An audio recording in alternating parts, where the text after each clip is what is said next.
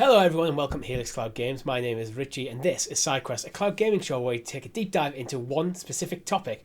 On this week's show we're discussing the Google Dev Summit 2020 and what can we expect from Google Stadia there, because we know they're going to be there. Chris is my co-host this week. How are you doing, Chris? We have a presence of some kind. Anything.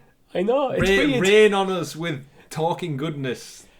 For the first time in over a year, there's an event of some description with a confirmed Stadia presence. So what we're going to do today is we're going to do a bit more of a deep dive into all the different talks that are related to Google Stadia and kind of give our expectation where we can, because this is a dev summit and we are not developers. I hope we can. No, I don't think so. Not last time I checked. But before we get into it, make sure if you haven't already, subscribe to the channel, hit that bell icon for notifications when all of our great shows go live, such as the Sounds of Stadia podcast every single Monday on YouTube and podcast services, where you can actually get this show. You can get the show on podcast services. And I've just remembered something, Chris, actually. Apparently, we have early access to video podcasts on Spotify for SideQuest through Anchor for some reason. Video podcasts on Spotify. I haven't looked. I'm going to look into it after we finish recording this. So if you want to watch this in a video, not on YouTube, you might be able to do that on Spotify soon. I don't know why you want to, but it's a thing. Check it out on YouTube.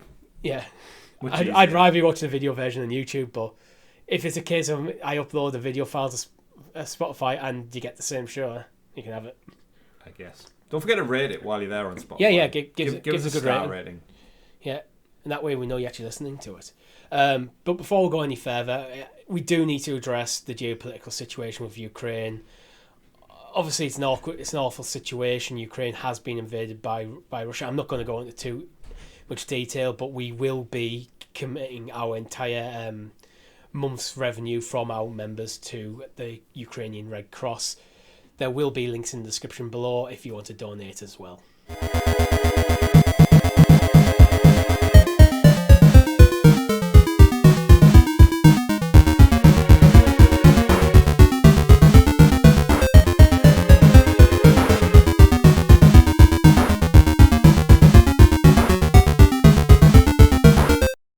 So, Google Dev Summit, Chris. Where to start? I mean, let's just start by acknowledging that they're not talking to us, but we have. I know we mentioned at the top of the show, but we haven't had a Connect. We haven't had anything from Phil Harrison. We've had this week on Stadia blogs reduced to once every fortnight. No Game Awards, no nothing. It's been a very quiet 17-18 months. It's felt like, and we've had stuff. We know they talk to us, where they tweet out and stuff, but they've not had any actual events. And moving on to the Dev Summit, we know they're addressing devs. We know we have GDC coming up in the coming weeks in March, where all game developers get together and they talk about how tough it is to make games, how we can make it easier, and relationships are built. And Stadia always said from the first announced, Stadia was announced at GDC as well. Yeah. So it's very, very important to them. And I think the key thing to remember here is anyone who's out there saying Stadia's dead, Stadia's closing down, the fact that they are actively talking and promoting stuff at a summit under the Stadia banner, when games take many, many years to make, shows that they are still committed to the future. I'm just glad they're talking to us. It's the fact that they're working on new tech and talking to... This is a Google Dev Summit, so this is a Google internal thing that developers for all the different platforms will go to. This year's keynote and a lot of the agenda is focused around gaming in Google, which is why Stadia is going to be up there in the forefront. But the fact that they're talking about their tech and gaming to developers shows I think they're looking long term. And we've said it before, where I worry for Stadia in the short term, but I think in the long term they might eventually get to where they want to go. Might not be where we want them to be, but anyway. Yeah, we've said over and over again that cloud gaming is in such its infancy. Like, you can't really judge them on the merits of 2.5 years when Amazon Luna is still in beta, Shadow, GeForce Now, like, they're all still finding their feet and finding their way. And if you look at Microsoft doing Game Pass, Nintendo doing Nintendo things, Sony with whatever Spartacus looks like and their AAA exclusives, all these big companies are now taking their own path. And I think Google there's enough room for everybody. They can take their own path. And you're right, Richie. We look at it through a lens of PlayStation gamers, PC gamers, and what we expect of them.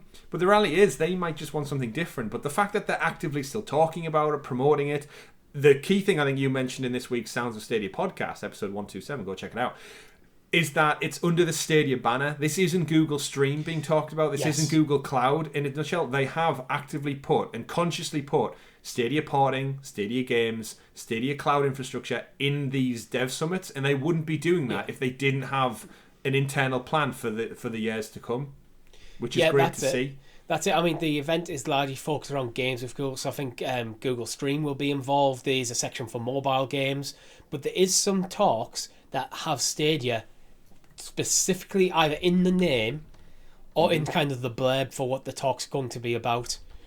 So Stadia is on the minds, and you're not pushing stuff to developers like this if you're about to shutter the system down. But anyway, let's get into it. I think an interesting one to start might be one that's called Migrating a Live Gaming Service to Google Cloud. This is hosted by UT Kawahawa, a customer engineer for gaming, and Tatsuya Koizumi, an IT infrastructure engineer, assistant manager, system department at Bandai Namco Online. And the talk is about migrating the infrastructure of an already live game is challenging to say the least. In this session, Bandai Namco speaks about their experience doing this with Google Cloud. They'll talk about the reasoning and benefits, how they did this successfully, and key lessons for others. So this is not a specific Stadia one, but we do theorise that I think something like maybe Dragon Ball Xenoverse might come up, which is a Stadia game and it's an MMO. What are your thoughts, Chris? Yeah, I think we obviously need to remember that Stadia is powered by Google Cloud servers, and it's all part of that massive global setup that they have, and that's why Stadia's tech runs arguably better than anyone else's, because Google are absolutely kings when it comes to this. AWS and Microsoft aside, with Azure and everything, like they're all behemoths in this industry, but yeah, companies actively setting stuff up in the cloud is huge, and I think Bandai Namco are doing this, and we know from the Bungie acquisition, we know they were in discussions talking about games live as a service with Stadia and looking to branch out into potentially making Destiny its own live game as a service in the cloud. So the sheer processing power and requirement to always be connected and continually evolving is huge, and I think games like Fortnite and stuff have escalated that. The fact that whole worlds are just tweaked overnight and stuff's added, content's taken away, and games are no longer just a printed and done product.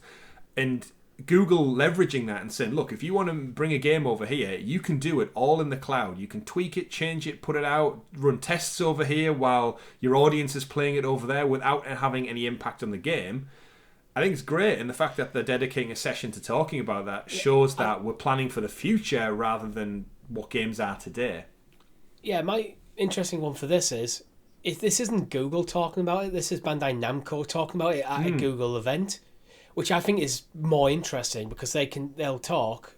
I mean, I'm guessing it's going to be censored a bit because it's the Google event. They're not going to talk about everything that was absolutely terrible and awful. But they're willing to go and do this and talk about, no, we took a game that was live and we ported this over to Google Cloud. Yeah. And so I think stuff like that can be very important, because you imagine there's developers who might have a game that's out there already, like, I want to move this over to Google Cloud, how difficult it's going to be, how messy it's going to be, how it's going to impact my user base. And especially because I'm thinking crossplay here. If you want to port a game over, let's say, for example, Call of Duty, because it's the first one that comes to mind, even though I'm not expecting that ever.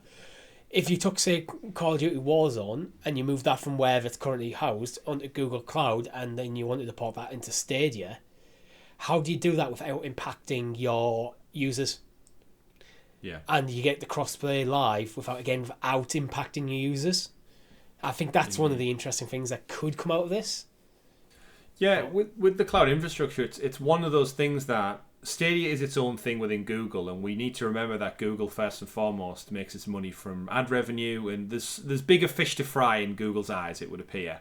And their network like their servers, they are it's the core of what powers and runs Google and what makes it such a successful global company, and the millions and millions of dollars it makes every year.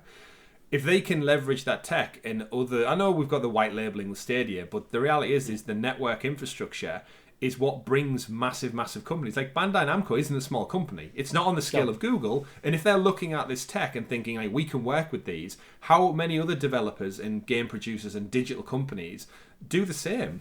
And we said with the Bungie deal, that was potentially in the works going to happen. For all we know, I know we've theorized many times, Richie, but Nintendo Online is like the cloud infrastructure and just the online infrastructure full stop is bad in comparison. There's also PlayStation's isn't much better. Nintendo Online's even worse than I realised, because when we've playing Pokemon, apparently in order to trade online Pokemon you need to have a Nintendo Online subscription, which you never used to have to do in the 3DS era, so Nintendo stopped that shit.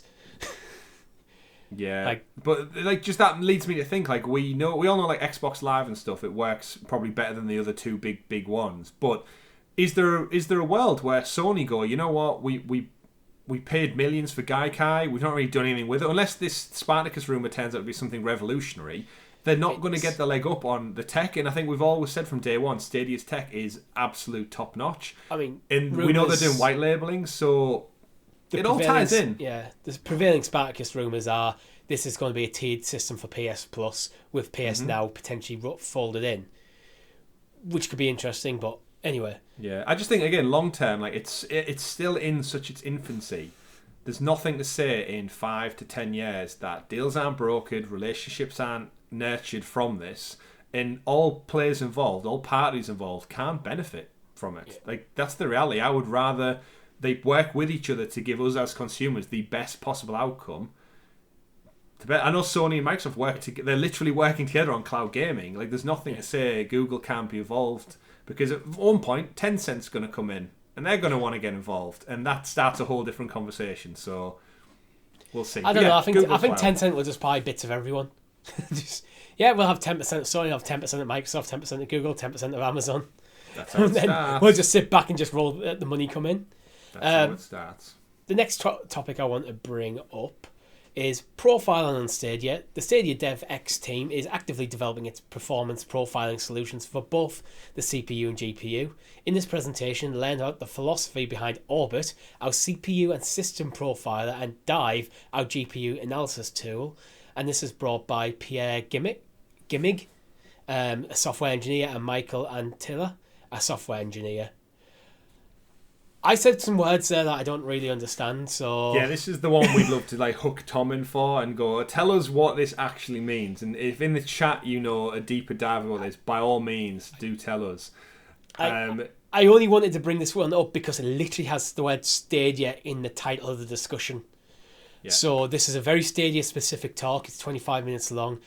If you are a developer, or even whether amateur or professional, and know what profiling tools for GPU and CPU are, know anything about Orbit or Dive, let us know in the comments, because that'd actually be interesting to learn. Yeah, and if not, Richie, you can always just tune into the 25-minute presentation to learn about what exactly it is. But on its surface, again, profiling on Stadia, it's the team talking about performance solutions for, I'm guessing, managing CPU, GPU power outage and input. Yeah, that's my take. It's like how when you're running this game, how is it hitting the hardware? Yeah, for game optimization, which maybe the Ark Survival Evolved team should have used. Oh, shade thrown. But no, you're completely right. On the front of it, this looks like if you're a developer and you're curious if your game will run on Stadia, this Orbit system essentially is going to take all the tech that we have available. It's going to take your gaming code, run them through some kind of algorithm, and come out and say the performance level your game can run at is max, minimum, low, like PC settings almost. The more thing about it, it's benchmarking actually. Which actually, I think benchmarking is something, especially in PC games. Yeah. Because PC is not standardized hardware, something should be in every game. Because when I was messing on with Ubisoft Plus, I installed Far Cry, because I've never really used my GPU for gaming in this PC since I bought it. Nothing modern anyway. So having a benchmark actually that I could run while I'm fiddling off with the graphic settings was great. Benchmark runs for like a minute, maybe two minutes, and you can see what the things like the frame rates are. So as you're tweaking all the nitty gritty little settings, very useful for optimizing your system. Definitely. I hope what comes off the back of this, if it's a really good demonstration of this Orbit tool, I'm hoping it's just they're trying to pave the way for devs to go, right, will it run on Stadia? Bang. They transfer the code, they do whatever tech stuff they need to do. What and it just comes back with a green light. What sliders do we need to tweak? Yeah, and it just comes back with like a color code well. system and says, yeah, your game will run on Stadia fine. There you go. And if that that could be the difference between a dev team saying, are we bothered about porting to Stadia, or are we just going to leave it and pass? Whereas if they go, look, we can do a quick 20-minute check, we'll get your results back, and you can go, you know what, it actually doesn't look too bad to port over, it'll run fine, let's do it. They've always said about making tools that make the porting process as easy as possible, and this is just another thing to that. I see this more of, rather than going, should we port it over, how do we tweak all the sliders to optimize it? So in most console games now, you have I know some people hate it. I personally think it's one of them things in the modern era of gaming you're going to have. You have performance mode and visual mode, and which it's optimizing them. So your performance mode, you want that to be bang on 60 frames per second, probably locked. What sliders do we need to tweak to hit that? And what sliders do we need to tweak for the visual mode to make sure we're definitely hitting at least 30? That's what I see these tools are. But moving on, Stadia Adventures in slow server code and Unity. A story about profiling, debug build performance, job managers, and getting Burst compiler to work on a legacy Unity project called Stadia Adventure. Longtime C++ game engineer Scott Wardle finds an odd performance bug that inspires him to optimize Stadia Adventure server code. After getting stuck at first, he makes up a model app to work out how to use Burst compile function pointer and get Unity's job system run managed C hash code. This optimizes the Stadia Adventures strangely slow server code, finding debugger bug along the way. Bugs within your debugger. If there's ever a way to write a description or a blurb for a movie or a TV show or a book, this is not the way to do it. He's the title and he's a complex bunch of jargon. If you are a software engineer, everything I said probably made perfect sense to you. I am not. Unlike us, yeah. What is a C++ game engineer? A compile function pointer, manages C hashtag code. Burst compiler. All I see in that is Stadia's Adventure. So it sounds like Scott has written some code to make the process of porting old projects on Unity across easier. Yeah, and it seems like what he's found, from what I've managed to decipher, for some reason, legacy Unity stuff was running surprisingly slow. Mm-hmm. And then he found an issue within the debugger itself, so that made it difficult to probably diagnose. But again, I think this is one that you're probably just going to have to listen to if it's one that interests you, because I have no idea what I would expect from this. Yeah, I hope this presentation has a lot of graphics to go with it, because that's the only way I'm really going to understand what's spoke about. My gist from this is, Stadia Adventure is the coding that's used to essentially say, right, if you've got a game running on Unity, we run this Stadia Adventure program in line with your coding, and it basically smooths it out and fixes what was causing it to run slow, thanks to Scott's ingenious bug squashing prevention measure. Very interesting one to see. My first take was Stadia Adventure sounds like a game that you would get, like the dinosaur jumping or the long promised worm game that was teased and we've not got yet. Stadia is dead until Worm Game comes out. Yeah. Worm Game, a Stadia Adventure. Da-da-da, da-da-da. And then we've just written the theme tune. Just how to write a Windows emulator for Linux from scratch. Detailed overview of the technology behind Google's solution for running unmodified Windows games on Stadia. This is a deep technical walkthrough of some of the core concepts with the goal to allow curious programmers to better understand such technologies and potentially build their own. And this is brought to you by Marcin Undak, a Stadia porting platform team. This, I think, is going to be potentially awesome.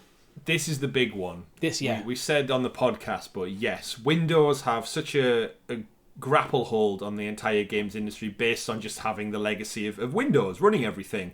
And Linux, open source platform, it's what Stadia uses, it's what Steam Deck uses. The fact that they're trying to make it as easy as possible for you to take your Windows running game, port it over, that's only better for more titles coming across. Well, the keywords I read out of this is Google's solution for running unmodified Windows games on Stadia. Mm-hmm. That unmodified, I think, is one of them. If you're thinking about porting a game from say the PC version, so it's built for Windows, over to Linux platforms, including things like Steam Deck, Stadia, having a way of doing that without having to change any core game code, so it just works, could be amazing, could be awesome, and I can imagine that'll save so much time and stress out of it.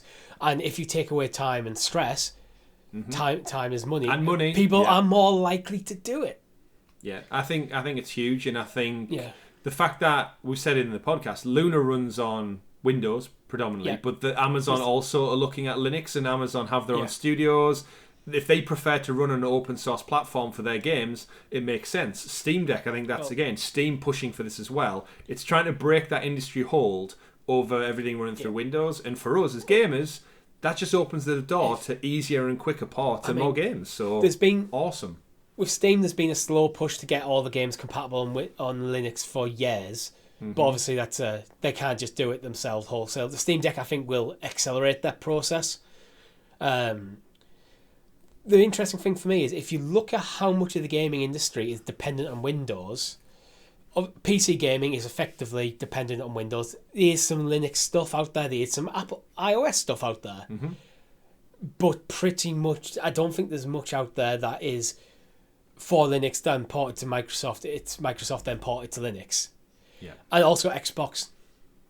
Yeah. The entire Xbox ecosystem is a modified version of Windows. Oh, 100%.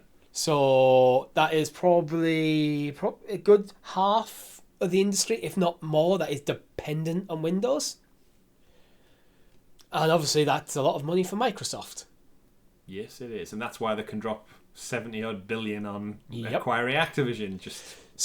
I just wanted to bring that up to show you why things like Steam and Google and Amazon are looking into moving to Linux-based systems, because they don't have to pay Microsoft a license fee. Indeed, yeah. I think this one's a really big one. As gamers as well, I think that's got to be just the best move, because it means more games potentially. Well, that's it. Yeah. Plus the penguin's cute, right? Yeah, penguin's cute. Rather than a window. There's the battle of the penguin. Yeah, what do you want? Windows or penguins? What a choice! What a choice. Moving on, the last discussion I want to bring up is playtesting made easy on Stadia. Stadia's infrastructure and tooling made it easy to test your gameplay no matter where you or your team work. Our package system allows the distribution of nightly builds that your entire team can launch and test instantly, while our new improving test hub offers an in-depth overview of play sessions while collecting numerous artifacts from your game, including real-time performance statistics, logs, files, profile traces, potential crashes. All this can be easily and securely shared throughout your team, in addition to blah, blah, blah, blah. It goes on for a bit longer. This is by Ryan Bartley, a product manager. Again, this echoes a lot of stuff we saw in a dev blog from a few weeks back regarding the test hub offerings. Yeah. And again, to kind of summarise this whole event in relating to Stadia, it just shows you that they're putting the groundwork in behind the scenes to make porting to this platform easier than ever before. And as much as it gets bad press, it's here to stay. Like they are investing constantly in this tech. Whether it brings you the AAA games that you and me want, that's a different deal to be negotiated altogether. Yeah. But all they can do right now is the infant in the entire industry, one of the youngest players, is give the tools. The least path to resistance is what's going to get us the most games long term. I kind of think as well, this has some interesting implications for the gaming industry going forward. where we know at the moment developers tend to be, like any company, in a fixed location. This is where this developer is. And often some of these fixed locations are very expensive to live in. So, and if you don't live there, then your chance of getting into the gaming industry is massively reduced. Yep. By having more tools so you can work remotely, like by able specifically sharing the build of the game through the cloud in an easy system, or even having just like developing the game in the cloud in its entirety, you could have developers work collaborating from across the globe. This could open the gaming industry so much more to anyone who wants to access it. And it also means that teams who can work, who are not local, like look at Ubisoft, they got development studios all over the world. Mm-hmm. If they could put all their development into the cloud, that means that they could other teams could help so much easier. Yeah, and flexible working and flexible contracts, that's been escalated tenfold by the lockdown and the pandemic. People, like game studios, have had to pivot to allowing people to work from remote locations and having your entire build editable live in the moment while another version is running tests. And this seems to be time and project money management. It seems to be project management tools in here. The fact that you can get real-time performance stats, log files, and crash reports and stuff like that out of this and then shared instantly with the entire team, that's just going to facilitate work on any project you're working on.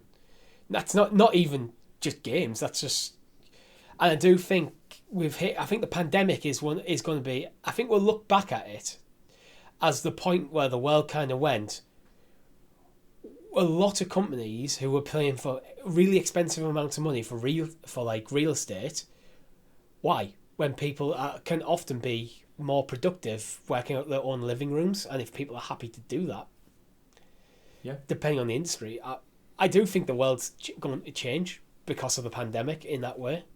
Yeah, I think it already has, and again, for better or for worse, I think no one's saying that working in a group face to face and having face to face meetings. I personally prefer it. Yeah, same, but if you have the tools at your disposal and it's cheaper, more affordable, that just means more funds to go into more important parts. But I think the biggest takeaway, and Google have been praised for this by multiple developers over the last 2 years, is having their teams just having remote access to a build of the game, and they can go in and tweak and edit without impacting like a version of the game. It's like us when we do the show notes for this very podcast, is we just add stuff to the doc, we can collaborate, we can add stuff in, we can take stuff out, we can all see it, we can go back in history and see when it was edited. That's no different than someone having a build of a game, someone who's working on maybe like tree assets, adds in loads more trees, and there'll be different versions of that game just to drop in and drop out of depending on who's collaborating on it. And if that makes game development easier, that means porting to Stadia easier, and everything's just smoother, which in turn helps the devs and the games come. One of the reasons why I'm quite passionate about the video game industry opening up more is, one, I live in the UK, where everything is kind of centralised in London, and if you don't live in London, unlucky. But also, it means that you can get people from various different walks of life all over the world involved in the development of a single game. So rather than going, hey, we're developing this game in Montreal or Austin, Texas, or San Francisco, or wherever these big hubs for game development studios are, you can go, actually, our head office is in Montreal, but our team, we've got members of our team from all over the world, like literally across different countries, different continents, all working for us, bringing their experience to different perspectives. That's only going to be good for creativity. It certainly is. Right, is there anything else that you want to touch on? No, I guess they're just the Google specific ones. The Developer Summit in its entirety covers much more in terms of cloud. They go into mobile gaming and just, again, it's Google for Games Developer Summit, so it's not just Stadia focus. I think we're thrilled that Stadia is included. I'm hoping we get a few nice little surprises, and I'm hoping this means that we're due some more conversation and them talking to us more, and that this is just going to kickstart the year.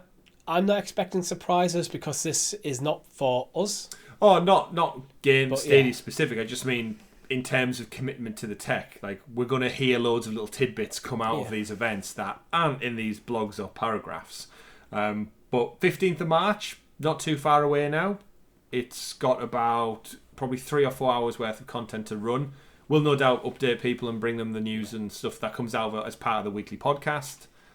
But as far as that, I'm just excited to see them talking to us again. Like, that's the biggest thing. I'm excited that Google are formally acknowledging Stadia's existence for once. Yeah. Like, which is it both doesn't happy happen very and often. sad at the same time. Yeah.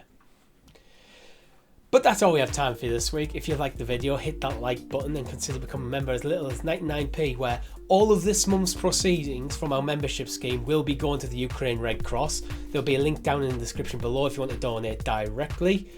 You can get that for the membership, gives you early access to the show. If you've got a topic you want us to discuss, let us know in the comments or head over to our Discord server. We've actually just launched a new feature in the Discord server, so if any Destiny fans can get together nice and easy. Thank you very much for watching. I've been Richie. I've been Chris. Quest completed.